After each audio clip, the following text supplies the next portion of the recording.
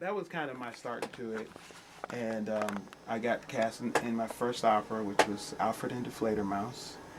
And I loved it. Just like Ashley was saying, being on stage and just bouncing off the energy with others. And I have this love for everyone the idea of two different people that are from completely different backgrounds and completely different places being able to experience the same emotions together in one place. Yeah. It's just a beautiful, beautiful experience. Yeah.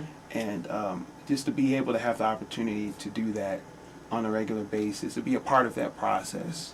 Well, I want to interject here since Sure. opera is my passion, and I think that's one of the main things that affects the audiences who love opera. The idea that it doesn't matter what your background is. Even now, it doesn't matter if you need to know English, so I was about to say it doesn't matter that you understand the language in which the opera is being sung, but Right. because we have the super titles now. Yeah. But even without having the text or the libretto, there's the expression in opera itself that brings humanity together, and it's really astounding. Certainly. Whatever that magic is of opera. Yeah, it's contagious. Well, they're real emotions, Really. and I think that music. And I'm also a visual artist. I draw as well. But I would say that music is one of the most powerful forms of art because it touches you in a way that you kind of have it takes over the power of your body. It is a vibration. Yeah. So you know what I mean? Sound. Yeah, sound is a vibration. Yes. And it's almost, it's so intangible that it's the closest thing we have to human emotion. Because when you go through if events and experiences, your soul, your body actually vibrates.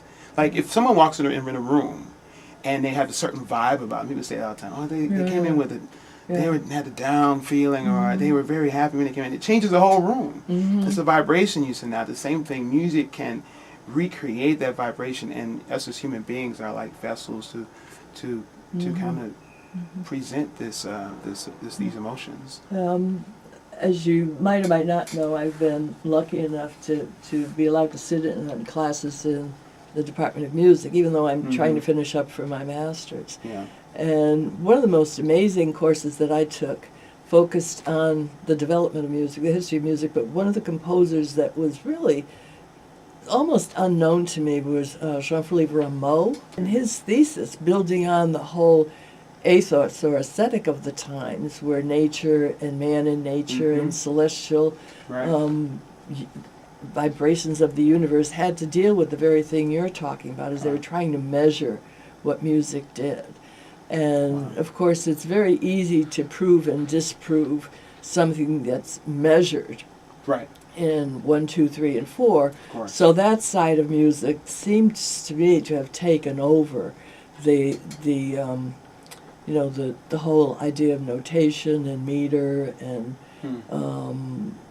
structure of music seems in many cases to be more in the forefront than any sort of description, or how does one measure this vibe or what one feels. And does the guy next to you or the girl next to you feel the same that you do? What is it that we feel in opera? And when you attend a live performance, boy, you know it. Oh, yeah. It's very different than listening to a recording, even if it's an extraordinary opera. Well, tell us now what you're doing in Boheme, and can we hear some of what it is that you do? Sure. And Musetta is a wonderful character. Just to add a little bit of historical interest, Leoncavallo had a character like Musetta, and I've forgotten the name now. It doesn't matter. And she had much less the character of Puccini's. Oh, yeah. Musetta. I think that her name is Musetta and Leoncavallo as well. Okay, could be, because I know he kept a lot of the same names. Yeah. Okay. And, I mean, she's a flighty sort of thing and has a couple of wonderful bits on stage to sing. but nothing compared to Musetta. And Puccini, So, sure. yeah. Do you want to talk a bit about Musetta, and then we can listen to Quantum and Boheme? I can talk a little bit about her. I have never really played a role like her before, someone who just kind of commands just the attention of everyone. And so it's been really fun to learn this role. It's been really entertaining. But she she's a mess all the time, in a good way. She's not like crazy or anything, but Flighty. Very flighty, very flighty. And I really like her the most, not necessarily because she, because she's constantly making a scene. That's the fun part. But I really like her because she has a lot of substance, even though you don't see it until Act 4. Mm-hmm. And there's just so much to her, because living during this time in Paris, there just wasn't much for women to do who were of the lower class, and so she's taking care of herself, maybe not in the most pure way, but she's finding the way to take care of herself, and that wasn't always done. Mimi is not that way as much, and so, but in the fourth act, which I love the fourth act because you actually see her heart, you actually see her, who she really is under everything, because in the second and third act, she's just causing a scene and causing trouble. I love that, yeah. Oh, yeah. With it's so fun. With the shoes and the plates and just, causing trouble. But in the fourth act, tell the listeners about the shoe, because many... The shoe, yes. It's hard to believe, but there might be someone who doesn't know about this. It's possible. Absolutely. The shoe, it's right after she sings her waltz, which is basically to get Marcello's attention and to just prove to him how wonderful she is. And once she knows that she has his attention, she needs to find a way to get rid of the old guy that she's currently with that's funding all of her bills and things like that. And so she... Alcindoro. Exactly. Yeah. Exactly. Okay. And so she creates a problem, and all of a sudden there's extreme burning pain in her foot. And oh no, what is going to happen? So she makes this big old scene about how her shoes all of a sudden doesn't fit. And she goes way up to the high E or something. She goes, screams out. It's pretty high. I think. Pain. Is it actually written in there? Is there a note written in that part? Oh. Yeah, it's a B, but I don't know if anybody actually Everyone hits the B. It's just, as high as you can go. Yeah, sing the highest pitch you possibly can right here. Exactly.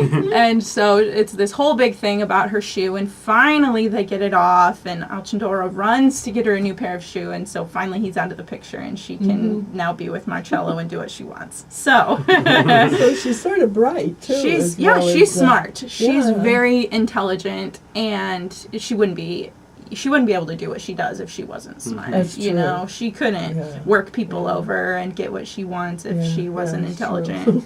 So, but it's been a fun process during rehearsals to get used to the music and get used to playing with other people, but then just letting myself become her. Just because I'm not exact, I don't think I was necessarily typecasted in this opera, so it's been fun to play around with this part and to try different things that, see how it works with other people and with her and the music, because that's the most important part, is to go along with what Puccini wrote, because he knows what he wants, Yeah. Let's play the Quantum and Vo. It's actually from there through the whole concertino following, actually. So it's at the end of the part when Alcindoro is sent away to go fix the shoe problem. Okay. But so suddenly we have Musetta coming into the Café Momus. This is the extraordinary second act, Christmas Eve at the Café Momus. And son of a gun, who's sitting at the table but Marcello, an old boyfriend who Musetta still loves. So she needs to get his attention, but she likes the attention of a lot of people too. Yeah, so we get a little introduction, and we get this wonderful aria. Is it a strict aria? Or a Cabaletta? No, this is past the time of Cabaletta. It's technically a song Okay, because like a she's rondo. actually. It's not a rondo, no, because you go back. Okay. It's an ABA. It is. Technically, Okay. yeah, So, but it's a song, and it's actually the character in the opera singing a song in the cafe, as opposed to it being sung dialogue or a sung conversation. okay. Yeah. Well, let's listen to Ashlie McIntire now doing. And the rest of the Romeo cast, and everyone. Yes. Roll. All for you on WHPK 88.5 FM in Chicago. Okay, mic is off. This should be you. Yeah. This better be good.